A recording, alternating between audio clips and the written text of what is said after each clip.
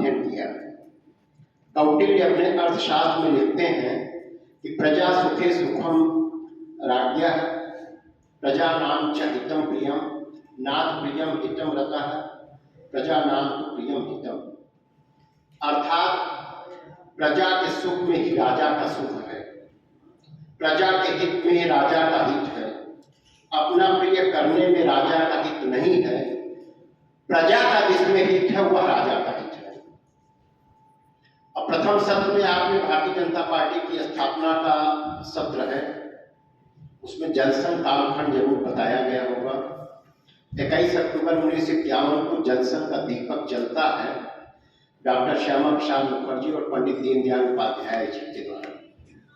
पंडित दीनदयाल उपाध्याय जी ने कहा था कि सरकार की योजनाओं का लाभ ऊपर बैठे हुए लोगों के लिए नहीं, अपितु समाज के अंतिम व्यक्ति को पहले मिलना चाहिए, पंडित दीनदयाल उपाध्याय जी ने कहा था।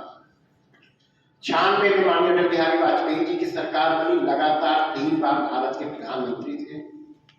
गठबंधन का युग था, हमारे पास स्पष्ट बहुमत नहीं था, लेकिन आप सबके आशीर्वाद से 16 मई 2014 जब लोकसभा का परिणाम आया, पहली बार प्रचंड बहुमत से माननीय नरेंद्र मोदी जी के नेतृत्व में भारतीय जनता पार्टी को सत्ता प्राप्त हुई।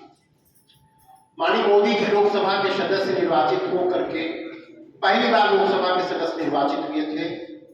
जब भारत की संसद में गए, उस लोकतंत्र के मंदिर पर उन्होंने माथा टेका।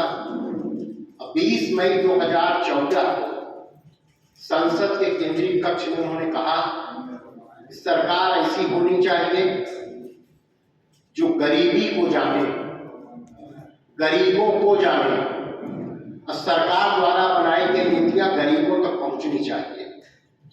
और आजाद भारत की पहली सरकार, चुनाव 52 से हमारे यहां हुए, घोषणा पत्र जारी होते थे, लेकिन चुनाव के बाद वो घोषणा पत्र लोग भूल जाते थे।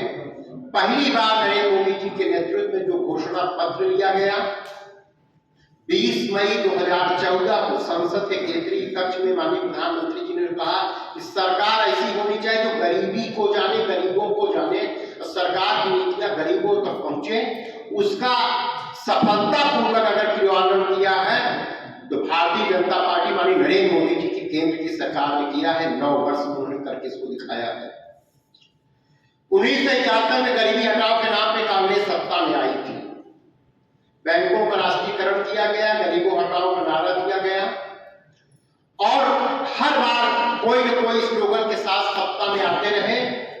और एक ऐसी परिस्थिति आई कि 1984 में कांग्रेस को 415 सीट प्राप्त हुई। आजाद भारत में इतना प्रचंड बहुमत किसी को नहीं मिला।